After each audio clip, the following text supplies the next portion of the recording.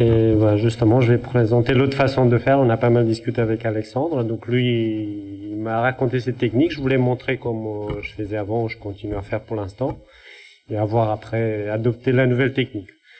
Donc on peut faire l'exercice comme lui il a dit en monobloc ou utiliser la segmentation, la délinéation. Donc je vais vous expliquer la façon par deux cas cliniques. Donc c'est un patient qui a une rétinopathie diabétique proliférante et qui va se compliquer d'une hémorragie intravitréenne, et un autre cas clinique, pareil, avec une rétinopathie diabétique proliférante. Vous avez ces deux cas. Donc, si vous ne faites pas une chirurgie en monobloc, l'idée c'est d'ouvrir l'hyaloïde postérieur au niveau de l'équateur, tandis que dans le cas où vous faites une extérieure monobloc, il faut la laisser cette attache pour utiliser cette traction au niveau de l'hyaloïde et au niveau de la papille pour pouvoir disséquer. Donc là, on va couper l'hyaloïde sur 360 au niveau de l'équateur, pour justement diminuer les tractions antérieures et postérieures. Et une fois qu'on a ouvert la hyaloïde, après on va attaquer les voiles fibrovasculaires au niveau du pôle postérieur.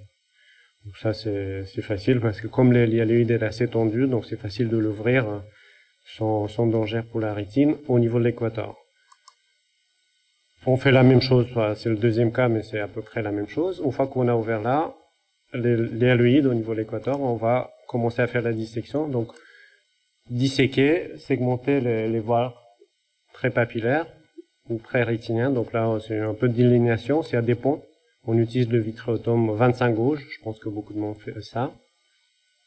Et vous pouvez couper facilement les ponts, et après, vous segmentez les voiles pour limiter les tractions, le saignement, tout en utilisant votre vitréotome avec un contrôle de débit, avec une aspiration douce et des coupes à moins de 20. Et vous arrivez à bien segmenter les voiles et à les brouter comme tu as fait le cas où c'était un peu fragile pour la dissection.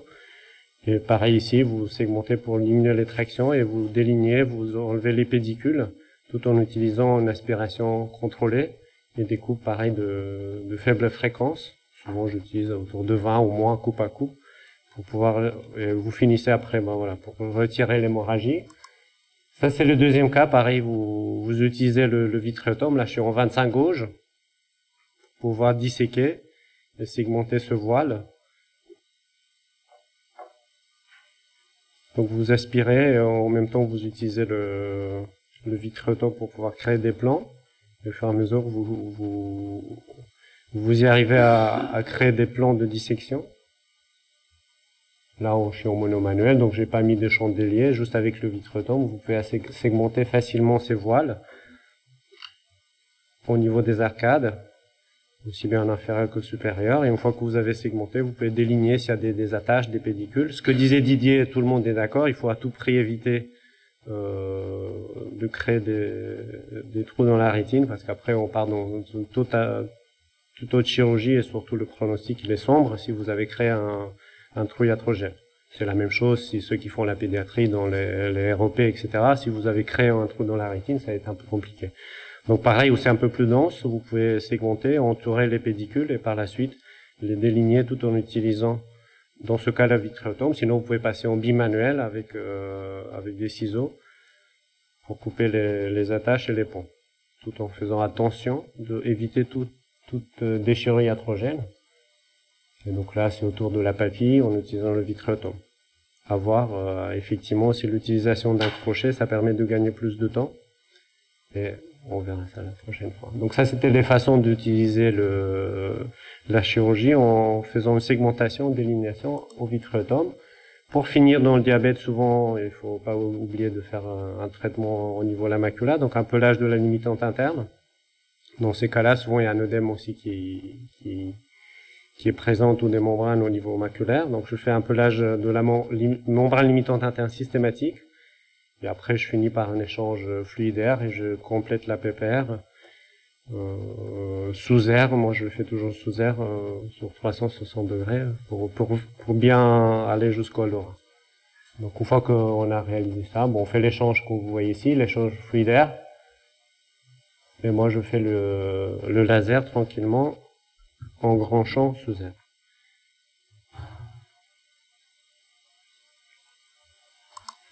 Donc ça c'est le premier cas. En post-opératoire, il ressemble à ça. Donc il y a des endroits où vous pouvez laisser des petits amas, mais ça gêne pas. Et le deuxième cas, j'ai juste reçu la photo, c'est une photo OCT que j'ai reçue de la part du correspondant, mais c'est des patients qui vont bien, tant que vous évitez toutes lésions iatrogènes ou trous dans la rétine. Il n'y a pas besoin de mettre autre chose que de l'air à la fin. Merci beaucoup. Quand il y a un décollement de rétine tractionnelle, pour faire la PPR, ça marque pas sur la zone décollée. Est-ce que toi, dans ces cas-là, tu le laisses tranquille et tu finis en complétant plus tard quand il y aura plus de gaz ou plus d'air par du laser externe, ou est-ce que tu fais des petites mouchetures à la diathermie parce que j'ai vu faire ça. Alors je sais pas trop quoi en penser. Le décollement rétine, est-ce qu'il est tractionnel pur? Quand c'est tractionnel pur, ouais. Je fais pas, je fais rien. Je laisse sous air, pas de laser. Enfin. Ah, surtout pas de, parce que si tu crées un trou, après ça devient régmatogène, c'est compliqué. Donc si c'est juste tractionnel et t'as enlevé tous les tractions, normalement même t'es pas obligé de mettre sous air, mais je le fais pour pouvoir faire la PPR. C'est au grand champ, mais surtout pas d'insister avec le laser ou voilà, si t'as réussi d'éviter justement de créer des trous lors des dissections, faire un trou un peu, non, je le fais pas. Après, si c'est déjà d'emblée mixte, tractionnel et régmatogène, là, c'est autre chose. Mais moi, je fais pas de... Parfois, quand tu as un décollement tractionnel, s'il n'est pas très important, en passant un peu sous air, tu peux quand même griser la rétine. Parfois, tu peux griser un peu la rétine. Il faut faire attention de ne pas être trop dense, parce que tu peux causer des trous. Mais parfois, ça peut quand même légèrement marquer, même si c'est décollé. Donc, si c'est un décollement qui n'est pas très élevé, parfois ça peut griser la rétine et c'est assez suffisant. Et parfois, parce que souvent ces décollements, ils peuvent rester parfois plusieurs semaines, voire des mois pour se réappliquer complètement.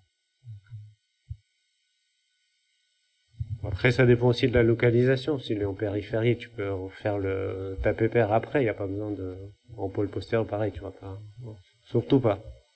Une autre question, je ne sais pas qui pour le pelage au pôle postérieur, je ne sais pas si tout le monde pèle au niveau du pôle postérieur la limitante ou s'il y a quelques-uns qui ne pèlent pas. Moi je pèle, maintenant je pèle tout au niveau du pôle postérieur comme tu as fait, mais il y a certains qui sont contre le pelage de la limitante interne au niveau du pôle postérieur systématique dans les rétinopathies proliférantes. On revient sur l'étude de l'œdème maculaire, effectivement. Si tu as déjà une indication chirurgicale, et après quoi, si tu fais le pelage, donc forcément, tant que tu es dans la chirurgie, ce sera dommage de pas faire le pelage et de continuer après de faire des injections. Ouais, on en parlait avec Alex tout à l'heure. Je pense qu'il n'y a pas d'œdème, faut pas le faire. Parce que sinon tu gâches ton coup, ta cartouche de pelage. Si t'as un œdème, il faut le faire. Si t'as pas d'œdème, moi, je faut pas le faire. En tout cas, j'ai eu fait de faire du systématique. Si t'as pas d'œdème avant l'opération, à mon avis, il faut pas le faire. Il faut garder ta limitante pour peut-être dans 5 ans, dans 1 an, dans 6 mois. Et encore une fois, ça dépend d'où est le décollement tractionnel, parce que il faut être sûr qu'en pelant, tu sois pas iatrogène non plus. Oui, je pense que c'est souvent qu'il y a un œdème maculaire chez les patients type de rétinopathie diabétique. Hein. Je pense que c'est pas du systématique, ça doit être très fréquent, mais si t'as vraiment aucun œdème, moi j'irais pas.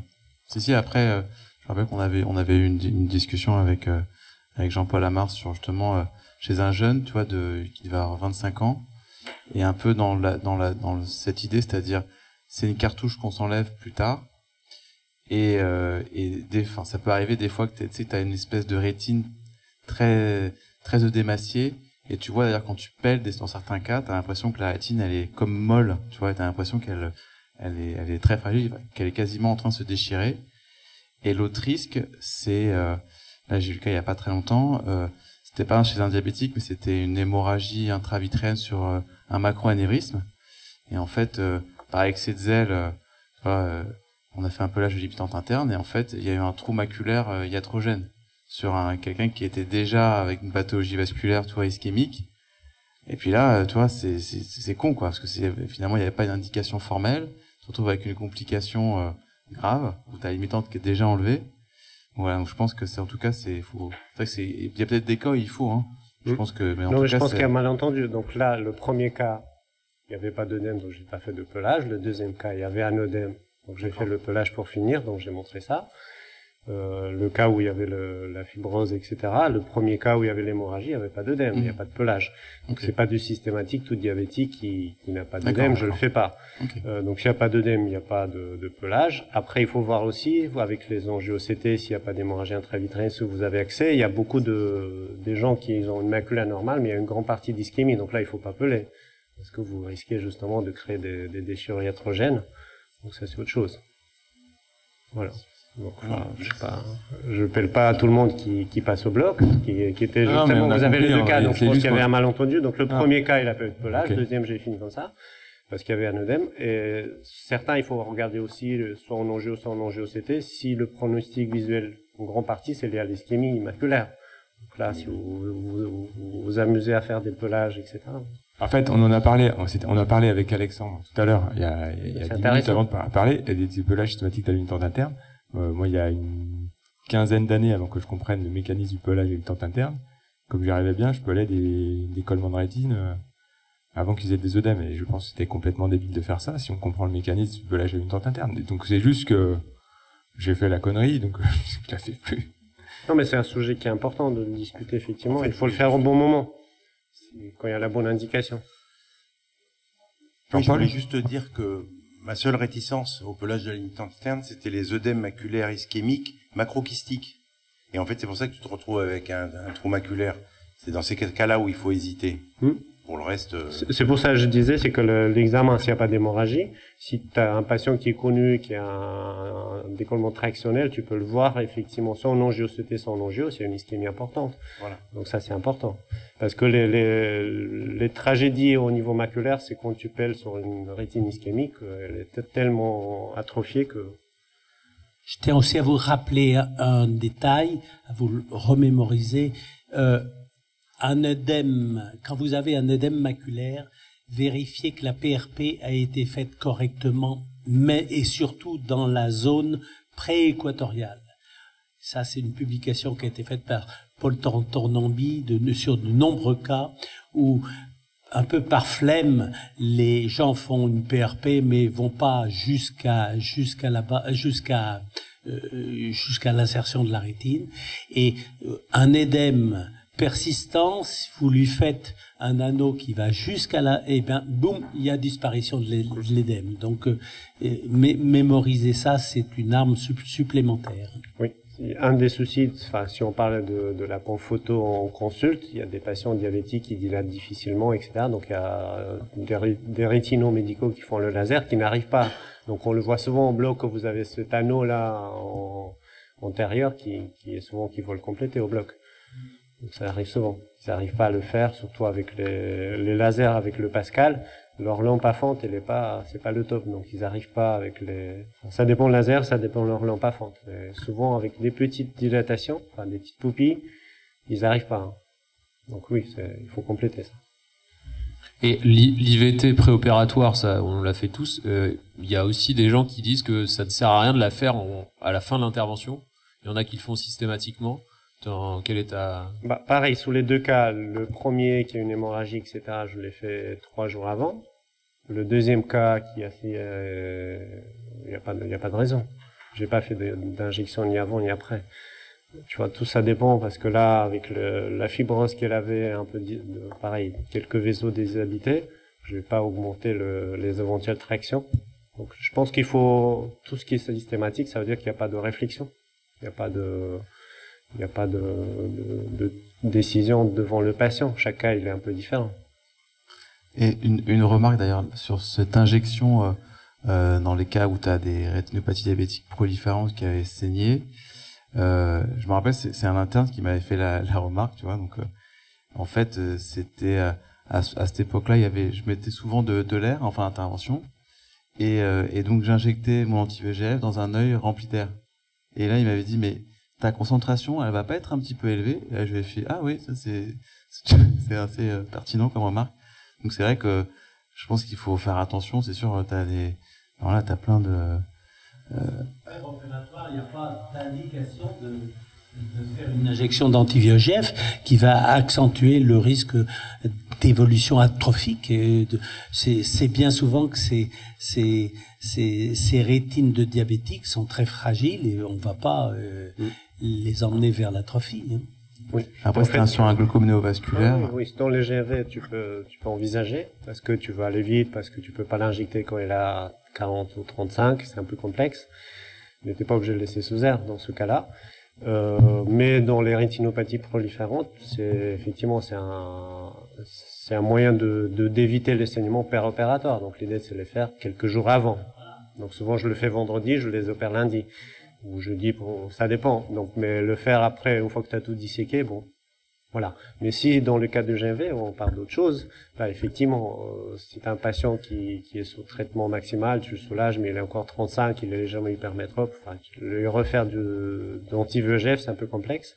Donc, tu peux aller vite en vitrectomisant, en faisant la PPR, et tu peux rajouter des anti-VEGF, mais t'es pas obligé de laisser sous air, parce qu'il n'est pas décollé, il n'y a pas de tamponnement obligatoire. Donc, voilà, mais oui.